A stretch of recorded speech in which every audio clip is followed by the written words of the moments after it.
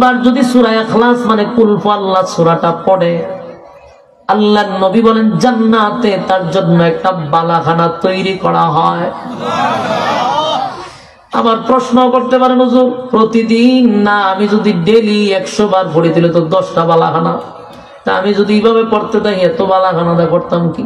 কিছু লোক এরকম প্রশ্ন করে। এরকম প্রশ্ন আবার সবাই করে না, যদি নামাজ নাই, রোজা নাই, হ্যাঁ, সুদে ঘুষে পিএইচডি করে, আরো এই ধরনের প্রশ্ন আমাদেরকেও করে যে এত বালাখানা বাড়িতে গীতা করতাম। এটি জবাব আল্লাহ আমরা কাছে আবার আছে। পাবলিকের কাছে বললে তো জবাব দিতে পারতো না, আমি জবাব দিতে পারো, এবং বহু লোকরে জবাব দিছি, তারে দিয়ে তার প্রশ্নের জবাব নিয়ে যান। আমরা অনেক সময় এটাও কই যে একজন কয় হুজুর সুবহানাল্লাহ বলে জান্নাতে গাছ লাগাইবো, এত গাছ দিয়ে করতাম, হ্যাঁ প্রশ্ন করে এত বাড়িতে কিতা করতাম। তাহলে আমি একটা ছোট্ট প্রশ্ন করি, জবাব দিও, জবাব দিবেন নি? বলুন তো দেখি দুনিয়ার হায়াত আমাদের কতদিন? ধরেন 60-70 বছর ধরলাম, আমার কথা একটু জবাব দিন না। ধরুন আমরা নিজের থেকে বললাম যে 70 পর্যন্ত আমাদের হায়াত, ঠিক না? 30 বাদ দিতেই পাব না, কারণ প্রতিষ্ঠিত হইতে হইতে কিন্তু আমাদের 30 বছর লাগে। প্রথমত মানুষের বাড়িঘর করে না, প্রতিষ্ঠিত হইতে একটা বহু সময় লাগে। বাকি রইল কয় বছর? 40 থেকে আরো 10 বাদ দিতে বা বার্ধক্যে পৌঁছে গেছেন আপনি, তাহলে বাকি রইল কয় বছর? 30 বছর ধরলাম। এই 30 বছরের জীবনে আপনার ডাকাতে লাগে বাড়ি কয়েকটা, আর 10টা বাড়ি লাগে আপনার। এমন বাংলাদেশি আছে না যে 10টা-15টা বাড়ি? এরপরে বাংলাদেশ বাইরে আপনার কানাডায় বাড়ি লাগে, আপনার বেগম পাড়ায় বাড়ি লাগে। এখানেই শেষ না, আপনি আবার ওই আমেরিকা আপনার বাড়ি লাগে, আপনার সিঙ্গাপুরে বাড়ি লাগে, মালয়েশিয়া আপনার বাড়ি লাগে। বয়স মাত্র রয়েছে মাঝখানে 30 বছর, বাঁচবেন 30 বছর। মানুষ একজন স্ত্রী পুত্র লয়ে না হয় 5-6 জনই, এত বাড়ি লাগে কেন? এরপর তো আমার চাহিদা শেষ নেই, আরো চাই, আরো চাই, আরো চাই। বাংলাদেশ আরেকটা দেশ চাই। তো তোমার বয়স মাত্র রইল 30 বছর, তোমার এত চাহিদা। আর জান্নাতের ভিতরে তোমার খালি শুরু, এটার কোনো শেষ নাই, শেষ নাই। তোমার তো খালি শুরুই, তোমার তো শেষ নাই। যদি আমি বলি কোটি হাজার বছর, তাও তো শেষ আছে, কিন্তু এটা তো শেষ নাই, শুধু শুরু আছে। তাহলে কত বাড়ির দরকার? এরপরে প্রশ্ন হলো, দুনিয়াতে আমরা বিয়া নেওয়া সর্বোচ্চ ইসলামিক দৃষ্টিতে চাইলে 60টাই করতে পারলাম, কিন্তু জান্নাতে তো আপনার বউ হবে সর্বনিম্ন 72টা, 72টাদের বউই হবে। তাহলে আপনার কত বাড়ি দরকার? আর সেখানে আপনার রাজত্ব কত বড় হওয়া দরকার? আমাদেরকে আপনারা মাঝে মধ্যে যে প্রশ্ন করেন এতটা কি করতাম, এই দিয়ে আবার অরিজিনালি আল্লাহ ওয়ালা লোকের এরকম প্রশ্ন করে না, ওইটা টিটকারি মাইরা বলা। আমার এমন প্রশ্ন করে, যেমন আমি এক জায়গায় জান্নাত জাহান্নামের বয়ান করতে গিয়া বয়ান শেষে গেছে খানা খাইতাম।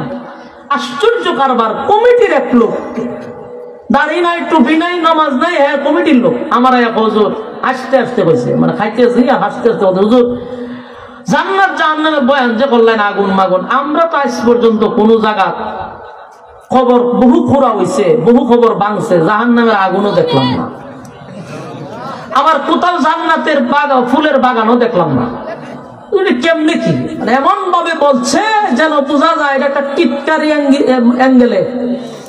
কারণ আমি যদি এর জবাব না দেই তাও বিপদ। আর এর মতো ব্যক্তি কোরআন হাদিসের কথা বুঝবেও না। আমি শুধু এতটুকুই বলছি যে ভাই, আমার পাশে যদি একজন ঘুমায়া যায়, ঘুমের ঘরে স্বপ্নে দেখতেছে সে প্লেন চালাইতেছে অথবা হেলিকপ্টার চালাইতেছে, মনের আনন্দে হাসতেছে, আমি দাঁড়ে বসা সজাগ, সে ঘুমাইছে, হাসি দেখি আমি সে ঘুম থেকে ওঠার পরে জিজ্ঞাসা করলাম হাসলি কেন? ও ভাই আমি তো এমন হাসি নাই, আমি প্লেন চালাইছিলাম, বিমান চালানোর সময় আনন্দের সুরে হাসতেছি। আমি যদি বলি তোর পাশে আমি বসা ছিলাম, আমি তো বিমানও দেখলাম না, প্লেনও দেখলাম না, ড্রাইভারও দেখলাম না, তুই কোন সময় চালাইলি? বলেন ব্যাক করলি না? কারণ ঘুমন্ত মানুষ যা দেখে জাগ্রত মানুষ তা দেখতে পায় না। ঠিক তেমনি ভাবে মৃত মানুষ যা দেখ, মৃত মানুষের সাথে যা হয় জীবিত মানুষ তা টের পায় না। এরকম প্রশ্ন করা ঠিক না, কারণ ইমানের উপরে আঘাত আসতে পারে, ঠিক কিনা? আমাদের ইয়াকিন আর বিশ্বাস হলো সব কিছু করনেওয়ালা একমাত্র আল্লাহ। তো দেখেন এই সূরা আমাদের জন্য একটা নিয়ামত। হাসরের মাঠে নবী আমাদের সামনে আমাদের আমলনামা পেশ করবে, লজ্জায় আমাদের মাথা নিচু হয়ে যাবে যে একটা কোরআনের খতম নাই। তাই আমি আপনাদেরকে বলবো 10 বার করলে জান্নাতে বালাখানা হবে। আরেকটা কথা, কেউ যদি 10 বার ছাড়াইয়া প্রতিদিন পড়তেই থাকে, মানে অবসর সময় পাইছি পড়তেই থাকলাম, রাস্তা দিয়ে যাচ্ছি পড়তেই থাকলাম, বাজারে যাচ্ছি পড়তেই থাকলাম, মানে আমি যে সময় পাই সেই সময় যদি পড়তে থাকি, তাহলে ফায়দা কি? ইজ্জত বেড়ে যাবে। সুবহানাল্লাহ। আল্লাহর নবী বলেন এই পরিমাণ ইজ্জত আর সম্মান বেড়ে যাবে, যেমন তোমার দুনিয়াতে ইজ্জত বাড়বে, পরকালেও তোমার ইজ্জত বেড়ে যাবে। সুবহানাল্লাহ। দেখেন ইজ্জত কিভাবে বাড়ে। আল্লাহর হাবিব সাহাবায়ে কেরামদেরকে লইয়া যুদ্ধের ময়দানে গেছে যুদ্ধ করার জন্য। নবী ছিল সেই যুদ্ধের সেনাপতি। যুদ্ধের ময়দানে গেছে, মরুভূমিতে বৈশা যুদ্ধের প্রস্তুতি নিচ্ছিল। হঠাৎ করে দেখে নবীর সামনে জিবরাইল আলাইহিস সালাম হাজির। আল্লাহর নবী বলেন, জিবরাইল তুমি আসার সাথে সাথে আকাশটা কেন মেঘাচ্ছন্ন হয়ে গেল? এতক্ষণ প্রচন্ড রৌদ্র ছিল, আর মুহূর্তের ভিতরেই কেন আকাশটা মেঘাচ্ছন্ন হয়ে গেল? তুমি তো আমার কাছে বারবার আসো, কখনো এমনটা হয় নাই, আজকে কেন মেঘাচ্ছন্ন হয়ে গেল? জিবরাইল কয়, হুজুর আমি আজকে একা আসি নাই, এই মুহূর্তে আমার সঙ্গে 1,40,000 ফেরেশতা এই মুহূর্তে আপনার সামনে পদার্পণ করছে। সুবহানাল্লাহ। আর ফেরেশতাদের কারণে সূর্যের আলোটা দেখা যায় না গো নবী। আল্লাহর নবী বলেন, যুদ্ধের ময়দানে মরুভূমির মধ্যে এত ফেরেশতা নিয়ে তুমি কেন আসলা? জিবরাইল কয়, হুজুর এই মুহূর্তে আপনাকে একটা জানাজায় শরীক হতে হবে এবং এই জানাজাটা আপনি পড়াইতে হবে। আল্লাহর পক্ষ থেকে অর্ডার হলো আপনি নবী এই জানাজার ইমামতি করবেন, তাই তো আমার মালিক আমাদেরকে পাঠাইছে। আল্লাহর নবী বলেন, জিবরাইল রে, আমার সঙ্গে যতগুলো সাহাবী আসছে যুদ্ধে অংশগ্রহণ করার জন্য, তাদের মধ্যেও কেউ মারা যায় নাই, আমি কার জানাজা করব? কেউ তো মারা যায় না। জিবরাইল কয়, হুজুর আপনি শুধু জানাজার জন্য প্রস্তুতি নেন, আপনার একজন সাহাবী মারা গেছে যার নাম হলো মুআবিয়া ইবনে মুআবিয়া। আল্লাহর নবী বলেন, মুআবিয়া কই? আমি কই?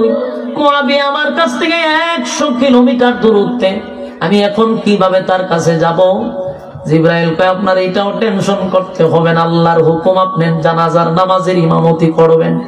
তাই মুআবিয়া 100 কিলোমিটার দূরে, আর আপনি এখানে জানাজার জন্য প্রস্তুতি নেন। হাবিবে কিবরিয়া জানাজার নামাজের জন্য প্রস্তুতি নিল। সাহাবায়ে কেরাম দুইটা কাতারে দাঁড়াইছে। আল্লাহর নবী ইমামতির আসনে দাঁড়ায়া গেল। জিবরাইল ঘোষণা দিল, হুজুর প্রথম কাতারে 70,000 ফেরেশতা দাঁড়াইছে, দ্বিতীয় কাতারে 70,000 ফেরেশতা। আল্লাহর নবী চিন্তায় পড়ে গেল, মুআবিয়া ইবনে মুআবিয়া এত সম্মানী কেমনে হইল রে, যার জানাজায় লক্ষাধিক ফেরেশতারা হাজির। জিবরাইল যখন পয়গম্বরকে ইশারা দিল, হুজুর লাশের জন্য চিন্তা করতে হবে না, কারণ জিবরাইলের এক একটা ডানা এমন লম্বা ছিল পৃথিবীর এক প্রান্ত থেকে আরেক প্রান্ত চলে যাইতো। সুবহানাল্লাহ। এই জিবরাইল তার পাখা দিয়া যখন লাড়া দিল, মুআবিয়া ইবনে মুআবিয়ার লাশ নবীর সামনে চলে আসলো। সুবহানাল্লাহ। এই জানাজাটা নিয়ে ওই এখন গায়েবানা জানাজা শুরু হয়েছে, এইটারে দলিল বানাইয়া। কারণ আমার নবীর ছিল নবুয়তের দলিল, নবী যা দেখে তা কি আমরা দেখতে পারবো? কিন্তু এটারে গায়েবানা জানাজা বানাইছে। এই ঘটনার কেন্দ্র করে আমরা দেশে গায়েবানা জানাজা হয়। নবী যেটা করছে এটা কি উম্মতের দ্বারা সম্ভব? আল্লাহ নবী ওয়ালা চক্ষু দিয়া নবীরে যা দেখাইতো আমরা কিন্তু তা দেখি না। নবী দেখছে যে মুআবিয়া ইবনে মুআবিয়ার লাশ নবীর সামনে, তাই নবী যুদ্ধের ময়দানে দাঁড়াইয়া জানাজা পড়াইছে। জানাজা শেষ, রাসূল চলে গেছেন যুদ্ধের ময়দানে। যখন যুদ্ধ শেষ মদিনায় আসলেন, তখন রাসূল ডাইরেক্টলি হুজুরের হুজুরায় যায় নাই, মুআবিয়ার বাড়িতে গেছে। মুআবিয়া ইবনে মুআবিয়ার বাড়িতে গিয়া তার আত্মীয় স্বজন সবাইকে একত্রিত করে বলল, তোমরা আমাকে বলো মুআবিয়া ইবনে মুআবিয়া কি এমন আমল করতো আমি একটু জানতে চাই। আমি নবীর আগ্রহ, কি এমন আমল করতো রে যে আমলের কারণে জিবরাইলও আমার মুআবিয়ারে চিনে। আল্লাহ স্পেশাল ফেরেশতা পাঠায় তার জানাজার জন্য। আমি নবীরে আল্লাহ অর্ডার দেয় তার জানাজা যেন আমি পড়াই। তার আত্মীয় স্বজন বলে, হুজুর সচরাচর আমরা যে ইবাদত বন্দি করি সেটাই করে, কিন্তু একটা ইবাদত তার ব্যক্তিগত ছিল। মুআবিয়া রাস্তা দিয়া যদি বাজারে যাইতো অবসর সময় মুখ দিয়াছে বলতে থাকতো কুল হুয়াল্লাহু আহাদ আল্লাহুস সামাদ লাম ইয়ালিদ ওয়া লাম ইউলাদ ওয়া লাম ইয়াকুল লাহু কুফুয়ান আহাদ। এই সূরাটা এত বেশি পড়তো মুআবিয়া ইবনে মুআবিয়া, এত বেশি তেলাওয়াত করতো। ঘুম না আসলে তখন সে তেলাওয়াত করতো, অবসর থাকলে কুল হু আল্লাহ পড়তো। আর এই কুল হু আল্লাহর আমলের কারণে আমার আল্লাহ তার সম্মান আর মর্যাদা বাড়ায়া দিছে। সুবহানাল্লাহ। আমার যুবক ভাইরা, মুরব্বী বাবারা, সামনে কিন্তু একটা মাস আসতেছে, বরকতি মাস, ফজিলতের মাস, গুনাহ মাফের মাস, যেই মাসটাকে বলা হয় ইবাদতের সিজনের মাস। আমার নবী মাস আসার আগে দোয়া করতেন, আল্লাহুম্মা বারিক লানা ফি রাজাব ওয়া শাবান ওয়া বাল্লিগনা রমাদান। এই মাস আসার আগে পয়গম্বর দোয়া করতেন আর বলতেন, মালিক হায়াতটাকে লম্বা করে দেন, রমজানের বরকত, রমজানের এই ইবাদত করার সুযোগটা আপনি তৈরি করে দেন, রমজান পর্যন্ত হায়াত বাড়ায়া দেন। কারণ এমন একটা মাস যেখানে একে 70 দেওয়া হয়, শুধু বোনাস আর বোনাস, শুধু বোনাস আর বোনাস। কিন্তু একটা কথাও বলে যাই আমার যুবক ভাইরা, এই যে শাবান মাস চলতেছে, এই মাসটা অত্যন্ত গুরুত্বপূর্ণ একটা মাস। রমজান ছাড়া আমার নবী সবচেয়ে বেশি রোজা রাখতেন এই শাবান মাসে, ইবাদত বন্দেগী বাড়ায়া দিতেন শাবান মাসে। সাহাবায়ে কেরামরা জিজ্ঞাসা করলো হাবিবে কিবরিয়াকে, ওগো আল্লাহর পয়গম্বর, রমজান ছাড়া এত রোজা রাখতে দেখি না, ইবাদত বাড়ায়া দিলেন, ঘটনা কি? আল্লাহর নবী বলেন, এই মাসে আল্লাহর কাছে বান্দা বান্দির আমলনামা পেশ করা হয়, আল্লাহর কাছে আমলনামা পেশ করা হয়। তাই এই মাসে বেশি বেশি করে ইবাদত বন্দেগী করা, রমজানের প্রস্তুতি নেওয়া। এই মাসেও রোজা রাখবেন যাতে সামনের মাসে রোজা রাখতে কষ্ট না হয়, এটারই বলে প্রস্তুতি। এটাও জেনে রাখবেন, এই মাসে বোনাস দিবে তো কোনো সন্দেহ নাই। কিন্তু কোন কোম্পানিতে যদি আপনি চাকরি করেন, চাকরি করার পরে ঈদের সময় আপনাকে বোনাস দিবে, ঠিক নেই? আপনি যদি চাকরি না কইরা শুধু বোনাসের জন্য যান, দিবনি আপনারে? সারা মাস আপনি আখাম কুখাম, দিনের খাম রাত্রের খাম, কোনো খাম বাদ রাখছেন না। রমজান মাসে একটা টুপি লইয়া মসজিদে গেছেন শুধু বোনাস লইয়াইতে। হ্যাঁ, চাকরি ছাড়া যেমন শুধু কোম্পানিতে বোনাসের জন্য যাওয়াটা বুখামি, সারা বছর কাম কোকাম করে রমজানে যাওয়ান খালি বোনাস আনা, এটাও বুখামি। তবে এখন থেকে প্রস্তুতি নেন, এখন থেকে আল্লাহর প্রিয় হওয়ার চেষ্টা করেন। রাজি আছি তো ইনশাআল্লাহ? কারা কারা রাজি আছেন? আত্মিল্লাহ দেখায়। লিল্লাহে তাকবীর, লিল্লাহে তাকবীর। আল্লাহ এই কথাগুলির উপরে বলনেওয়ালা শুননেওয়ালা উভয়কে সহি আমল করার তৌফিক দান করুক, আমিন। আমাদের বদন তো ঠিক আছে। যাই হোক, ইনশাআল্লাহ আপনারা যে ততক্ষণ সময় ধৈর্যের সাথে কথাগুলি শ্রবণ করছেন, আমি আপনাদের জন্য দোয়া করি। ভাই, আবারও বলছি, কোন বিষয় নিয়ে মানে সমালোচনা করবেন না। আমি আবারও বলছি, আমার যে টাইম ছিল এখান থেকে আমি হিসাব মতে আধা ঘন্টা বেশি করছি, কারণ আপনারা একটাই নামাজ পড়ছেন। আমি তো শিডিউল দেওয়া যে আমার 9টা পর্যন্ত সর্বোচ্চ করতে পারবো, কিন্তু আমি 9:15 পর্যন্ত আপনাদেরকে সময় দিচ্ছি। আমি যদি পারতাম আরো দিতাম, কিন্তু ওখানে তো আদা রাখা, আমি এটা আপনাদেরকে দিছি। এবং যে কথাগুলি বলছি, বলুন এই কথাগুলি যদি আমরা আমল করতে পারি, আর কিছু লাগে? এরপর আমার শিকার যুদ্ধ যুগুল আমায় কেরাম আমার পরে বয়ান করবে, আপনারা শ্রবণ করবেন ইনশাআল্লাহ। রমজান মাস আসার আগে আগে আমরা একটা প্রস্তুতি নিব, পারবো তো ইনশাআল্লাহ? আল্লাহ বলনে ওয়ালাকে শুননে ওয়ালাকে সহি আমল করার তৌফিক দান করুক। সকলে বলে আমিন। আসসালামু আলাইকুম ওয়া রাহমাতুল্লাহি ওয়া বারাকাতুহু। আলাউদ্দিন আইএমসি মিডিয়া কুরআন হাদিসের কথা বলে, সত্যের দিকে আহ্বান করে। Alauddin IMC media.